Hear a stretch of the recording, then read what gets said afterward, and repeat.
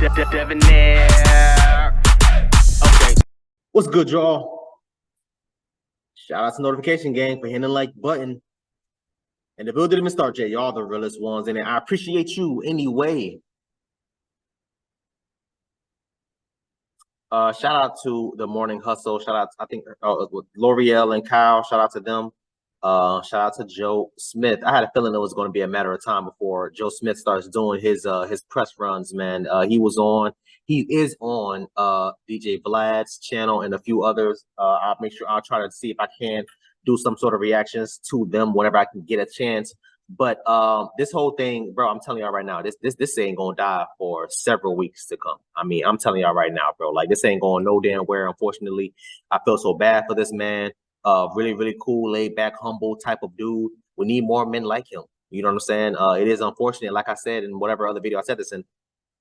He made 60 million from the NBA and then went broke. These are the stories that happens over and over and over and over and over again. What's his name? Devontae West and however many other dudes. It's the same thing. Those dudes went damn near homeless after making millions. You know what I mean? So it is what it is. But let's get into this, man, because I really want to hear what he has to say. I watched her interview on the Morning Hustle. I did not see this one, so I'm going to go back and watch it. And I'll make sure to put the link in the description so y'all can go back and watch that also too. Let's go. Morning Hustle with L'Oreal and Kyle Santillian, and our door is always open for guests, and we have another guest in the studio today. A lot of people feeling his pain on the internet, if you will, but he's here to talk about what's happening, man. Joe Smith is here with us, former NBA great Joe Smith here, man. We appreciate you stopping by, yo. Man, I appreciate y'all having me. Appreciate it. Let's get right to it, man. Child, right. It's crazy out here, ain't it? Everybody is watching what's going on the internet between you and your wife, Keisha Chavis. You know what I mean? And for those that are, just catching up, she went on social media posting a video about you being upset about finding out that she had an OnlyFans page. Right. She said, she took matters to where she had to take it because y'all needed money, basically. What's your response? I mean, that's not what she said. She did say that. That is not what she said. She said that all of this started before. That's basically what she said, bro. And fellas, listen, women will always defend other women. That's basically what she's been saying. I started doing this because money was tight. This man was broke, blah, blah, blah, blah, blah. She may not have said it like that verbatim, obviously, but that's basically what she was trying to allude to, ma'am. Stop the cap. Come on, bro. They have financial issues, and that's why she was doing all of this, you know what I'm saying, with the OnlyFans and some of the other businesses. He was talking to other women. Well, she said that's why she started the page. She said, hard-headed as hell. This is why they got to watch, fellas, this is why they got to watch Netflix with the captions on. They can't hear. They can't hear. They cannot listen at all. This is why they got to watch Netflix, Hulu, HBO Max, Disney Plus with the goddamn captions on. This is the reason why. She said he found out about her OnlyFans because of the girl that he was quote unquote allegedly talking to, which he said on DJ Vlad. He said that wasn't the case. He said that she lied about that. Whatever. She said that the reason why he found out about her OnlyFans was because of the girl he was quote unquote talking to told her about the OnlyFans, not because that's a. Said, well, here's how I interpret it. Okay, yeah, let's see, because now we about to right. I'm like, look, we arguing about it. Right. All right. She did say you were talking to other women. When I asked her about why would she put you on the internet in that conversation, she said she was being petty. You know what I mean? So what's your take on the whole thing? We'll just start from there. I mean, the situation really threw me for a loop because she knows how easy and how laid back I am and how easy I am to come talk to. So, when I find out about the OnlyFans page, we're discussing it, and then all of a sudden, I turn around and see myself on camera. Right.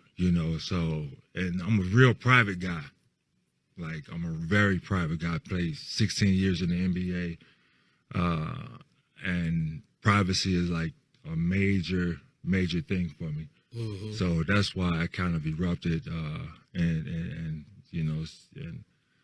started saying some of the things I said.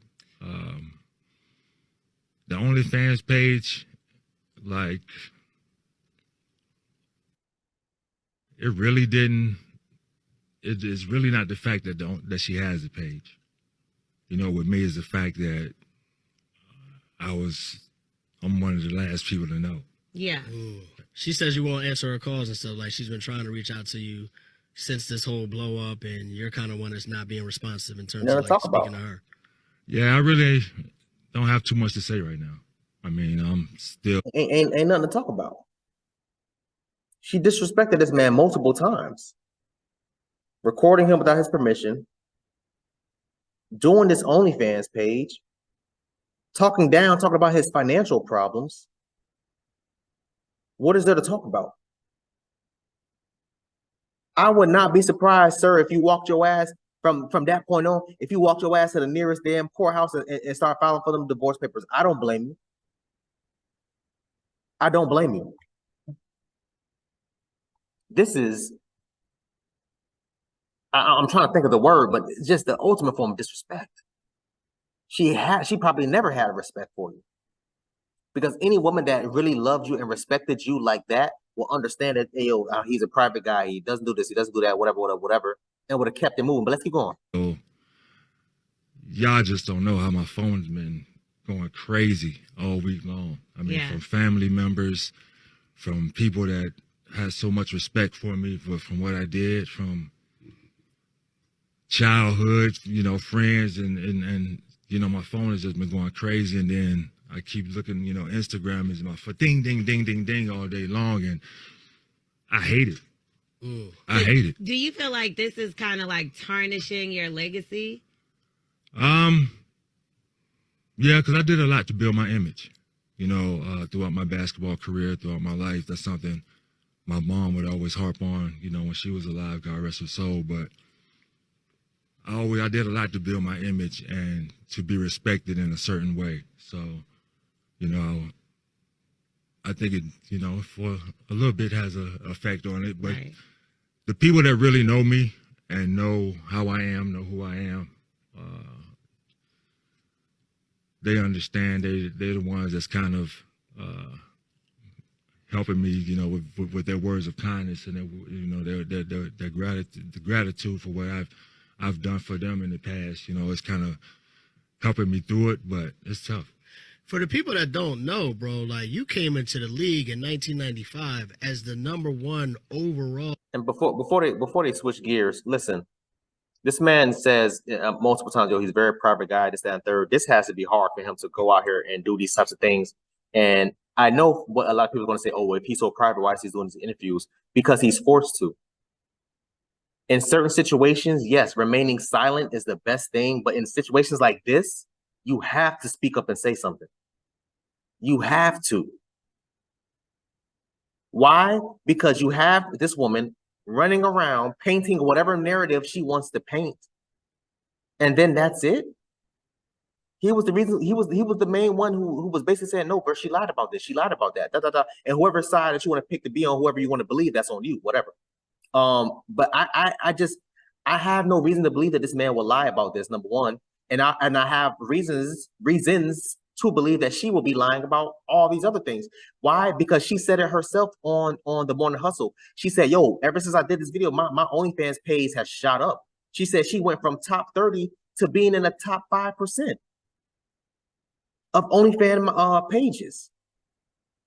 She used this as a way to catapult her career back to where it needed to be, because people wasn't checking for her like that. Ain't nobody trying to see no 50-year-old coot newt like that. We not. I mean, we being brutally honest. We not trying to see that. I'm sorry. We really just not. But let's keep going, man. Like, and it's so sad because it's like, I understand where you're coming from. A lot of situations, yo, you have to be quiet. You shouldn't be saying things about. But other situations, it's just like, damn, bro. A draft pick in the NBA. You didn't just make it to the league. You were number one. Is crazy. That is crazy. That's insane. So I think a lot of times people look at it and say, and I hope it doesn't sound mean to you, but people say like, damn, how do you go from being to the #1 pick in the NBA draft to going through what you're going through right now? Right. You know what I mean? And people will look at it as, some sort of fall off. How do you categorize where you are in the space right now versus where you were? I mean, back then, they was drafting guys. I was 19 years old when I got drafted. no clue on how to handle money, no clue on you know, how to deal with certain situations about life. I even took my mom to California with me my first year. I got drafted by the Warriors. By the Warriors, yeah. So I took my mom with me to California my first year to kind of help guide me through that, you know, because you never know what to expect, you know. So Well, I lived and learned. right. Yeah. You know, I lived and learned. I did some things that, you know, I definitely wouldn't do again. You know, and I've had some experiences throughout my career that that were definitely learning experiences that that I'm able to look back on now and kind of gain some type of outlook on and understanding on why I did it at that time, what was going on in my mind at that time, and you know, we live and we learn. But you made millions of dollars. We've seen different basketball players like Antoine Walker, who they said blew through $125 million. And I forgot about him. That was another one. And a big part of that was him spending money on women, right? Yeah. We know that. And I did that. Yeah, you did that. I did that as well. And now the money isn't like it quite was. So, you know, you have to work. You have to do things. She's saying that you pretty much work for her. And when she first got with you, you didn't have any money at all. Was that the case? And did she ever express to you wanting to do reality television? Yeah, she expressed reality TV, but as far as the money part, that's not true. I've been taking care of our household for the last nine years. The last 9 years. And you know, the thing about it is, I think what his wife was trying to allude to is that she was not able to live the lavish lifestyle that she believes that she feels entitled to. That is the issue. Because it's not like, I mean, the man has he has a nice house that looks, I would assume, it's paid off. Drives a couple nice cars, has a couple of businesses here, there, and the third, or whatever the case may be. But she's not living the lavish lifestyle, not being able to drive $300,000 cars, not being able to buy this or do that, wear $10,000 shoes and throw them away and give away millions of dollars just because. That's the type of lifestyle she thinks that she believes that she deserves to have.